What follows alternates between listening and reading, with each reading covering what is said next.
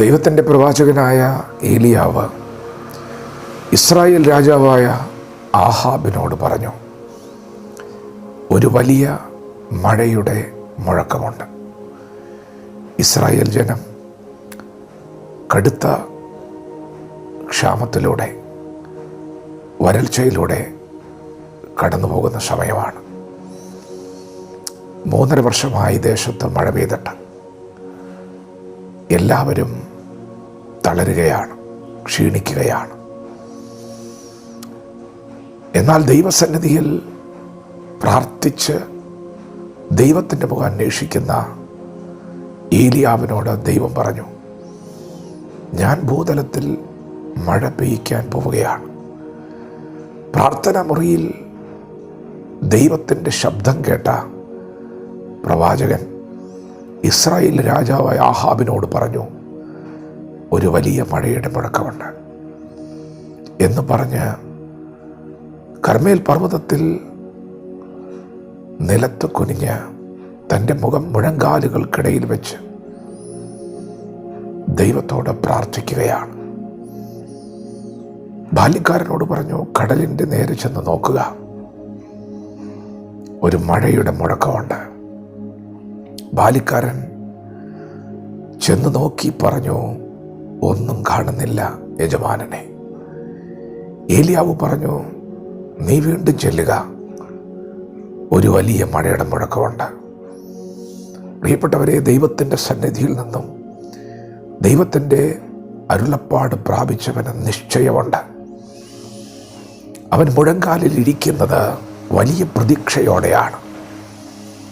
കഠിനമായ ക്ഷാമത്തിലൂടെ ഇസ്രായേൽ കടന്നു പോകുമ്പോൾ ദർശനമുള്ളവൻ, അരുളപ്പാടുള്ളവൻ നിശ്ചയത്തോടെ മുഴങ്കാലിലാണ്. അവനറിയാം, ഈ ക്ഷാമം മാറാൻ പോവുകയാണ്, ഈ ശൂന്യത മാറാൻ പോവുകയാണ്. ദൈവം പറഞ്ഞു, ഒരു വലിയ മഴയുടെ മുഴക്കമുണ്ട്.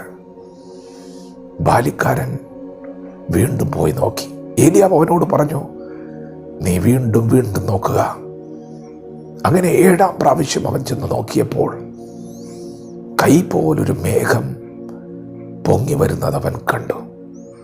പ്രിയപ്പെട്ടവരെ, ഇത് വിടുതലിൻ്റെ സമയമാണ്.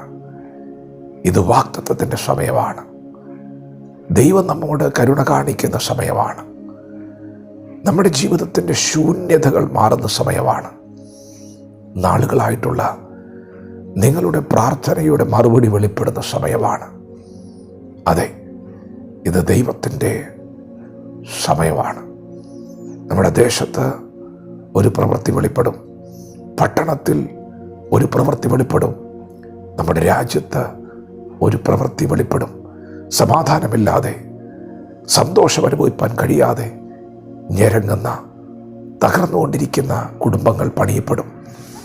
ദേശത്ത് സമാധാനമുണ്ടാകും, സ്വസ്ഥതയുണ്ടാകും.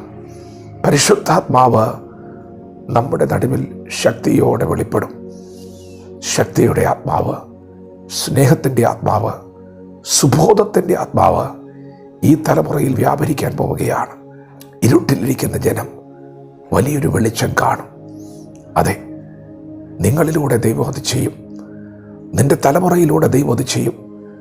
ദൈവം നിന്നെ വിളിച്ചത് ഒരു ജനതയുടെ വിടുതലിന് വേണ്ടിയാണ്. ഇന്ന് പകൽ ദൈവസന്നിധിയിൽ പ്രാർത്ഥിക്കുന്ന, കാത്തിരിക്കുന്ന ദൈവവേദനെ നിന്നിലൂടെ ദൈവം അത് ചെയ്യാൻ പോവുകയാണ്.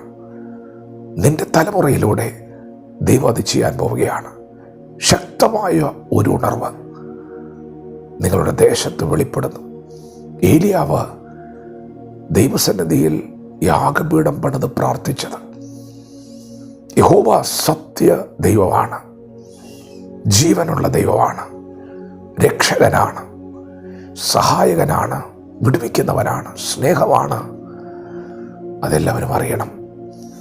പട്ടണം അറിയണം, സൃഷ്ടികർത്താവിനെ അറിയണം, രക്ഷിക്കുന്ന വീരനെ അറിയണം, സ്നേഹിക്കുന്ന ദൈവത്തെ അറിയണം, ആ ക്രൂശിലെ സ്നേഹം അറിയണം. അത് ഇന്ന് പകൽ നിങ്ങൾ പ്രാർത്ഥിക്കുന്നു. ദൈവം അത് ചെയ്യാൻ പോവുകയാണ്. ദൈവം നിങ്ങളിലൂടെ വൻ കാര്യങ്ങൾ ചെയ്യാൻ പോവുകയാണ്. പ്രാർത്ഥനയിൽ തുടരുക, നിങ്ങളുടെ പ്രാർത്ഥനയ്ക്ക് ശക്തിയുണ്ട്. ദൈവം അത് ചെയ്തുകൊണ്ടിരിക്കുകയാണ്. വിശ്വാസത്തോടെ പ്രാർത്ഥിക്കുക. ഒരു വലിയ മഴയുടെ മുഴക്കമുണ്ട്. പരിശുദ്ധാത്മാവ് ശക്തിയോടെ വെളിപ്പെടുന്നു. വചനത്തോട് പ്രതികരിക്കുക. ദൈവം നമ്മെ ഓരോരുത്തരും ഈ പകൽ അനുഗ്രഹിക്കുമാറാകട്ടെ. ആമേൻ.